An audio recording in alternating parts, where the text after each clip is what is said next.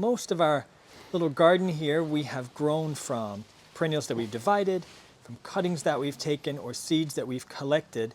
But there's a whole other category of perennials that we haven't even talked about yet. They're the kind that are great at self-sowing. They're the kind that you plant, leave them alone, and you'll have more and more every year.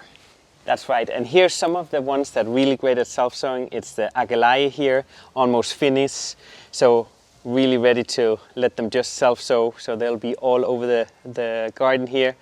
So right next to the Aquilegia is also one that's still in flower, but it's actually a biannual, but it's the Digitalis, really great at self-sowing here. You will have them all over the garden. You can see we have some more in the back as well. And the great thing about this Aquilegia is when it will self-seed, it won't be the exact color of the plant that, that Lars is holding right now. Yeah, that's right. So maybe it'll be pink, maybe it'll be a little light blue, a little light red, who knows? We have so many different ones. Exactly, who knows what the bees have done. So here's another one that's really great, is the stoutest Salvia. Here's a Salvia Caradonna, really great at self-sowing as well, and the bees just love it. And in the other flower bed over here we have the Campion sister, the Brunnera macrophylla, also really great at self-sowing. We will have it everywhere, but it's nice that we can then move it around in the garden in other areas because it really flowers super early in the spring. And behind here we have that's already ready to set seeds is the Daupraxtiane. Has these really pink flowers.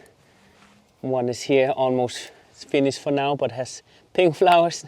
Sad looking now, but really full of, maybe I'll just show how these seeds also ready just to, these black, see how many it'll just start to throw around in the garden. Exactly, and the thing is, especially this Brunnera, if you've watched any of our early spring videos, you know that this guy is everywhere. But that's okay.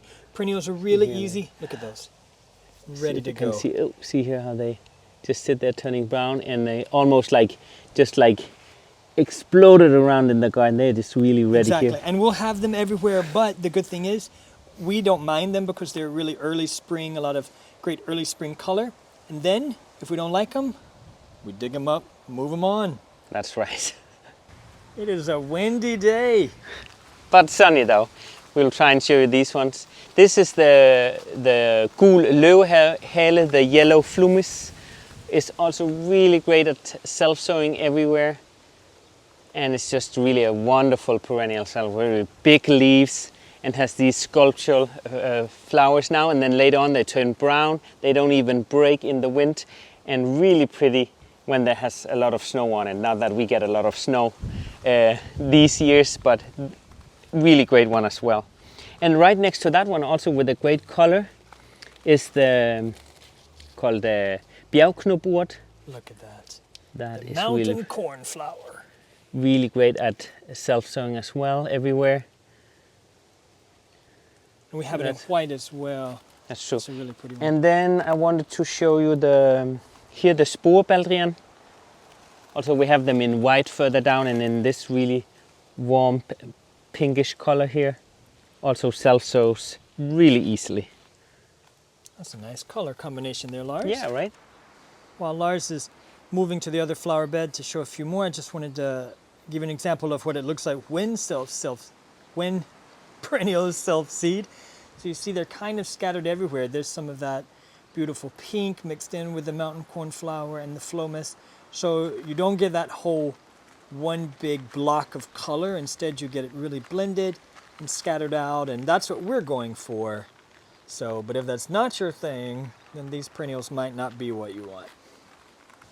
So another great one of our favorites, or Alan's favorite, is the Astrantia in hvid stjerneskærm, and both in the whites here and this almost reddish pink color, really pretty. Also very easily to self-sow, that we always transfer somewhere else in the garden, but comes everywhere.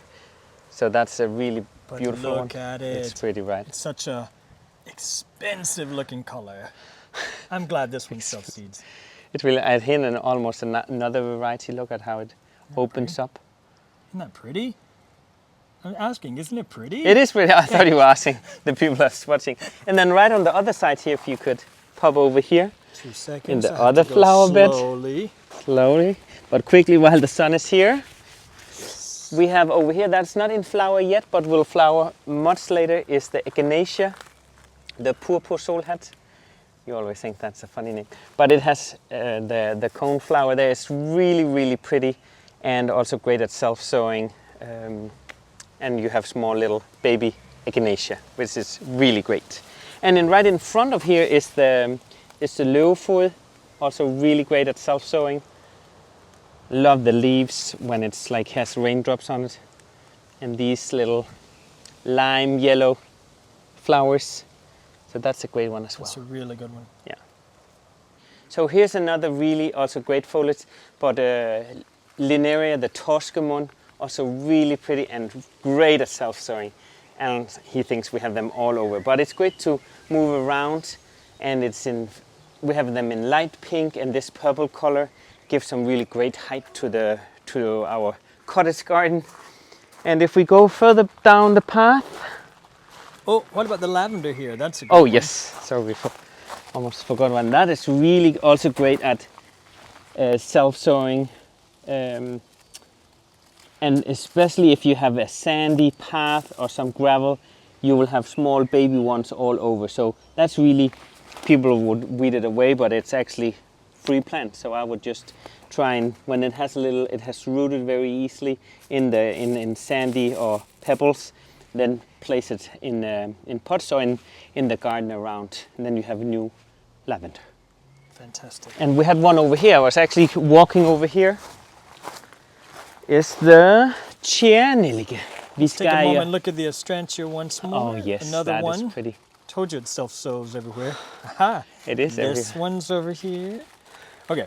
Oh yeah, But this the one's ready. Viscaria vulgaris is full of seed pods here, really ready to be almost ready to pop It's and about be to all burst. over. So that's really a great one also. And this one to me looks a lot like the red Campion that we showed earlier. It has Yes. those delicate little pink flowers, really sticky stems though. So really nice one. And another Astrantia over here. Aha. So this one, the Aquilegia, is one of my favorites. Both the foliage, but also these really wonderful, we have them both in white and in this purple, and this one is black stocking because it has almost black stems. And the flowers for so long, but also the seed pods here, and they will come new baby ones everywhere. And you can notice them right away, the new baby Aquilegia, because they will have the foliage very quickly as the mother plant here. So that's a nice one. And they just float on top of this flower bed. Look Right. at that. So fluffy looking. Just floating. Even with these windy days we've been having. And another one very small down here, that is just really spreading also slowly, is the Rosenskovmærke. But look at the flowers here, will also just spread really quickly, but have almost like a pillow here full of just these cute Really pretty. pink flowers. Here's one that many people aren't quite sure what to do with because of how great it does self-sow. It's a yarrow in pink. Beautiful Rollige. Yeah, some say it's discussed if it's it's a weed, but it's great at self-sowing. This is not such a wild, crazy one like the typical white one, but this is still self-sowing and will really be nice here. We would like a bit more of this one. Yeah, because this is part of our new area where we build on with our terrace, our little floating decks. So we need a few more, so we're happy if this guy gets a chance to sow some seeds. Yes. So here's another one, the Rosenskovmærke.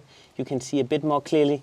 Will also spread over here and just make a really big carpet or pillow just of these flowers, and it will be also around here, but then we'll just move it around in the garden. And I'll just take you to the last one over here.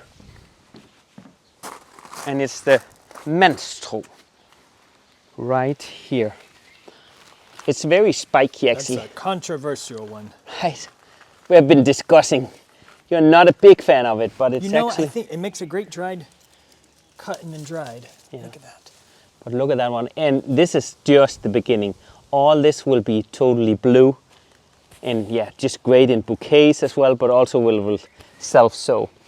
So my hope is Alan won't remove this flower because I want a bunch more. Well, let's see how the summer goes, shall we? Okay. So these are some great perennials if you're looking for plants that you just plant once and then it'll slowly takes over your garden.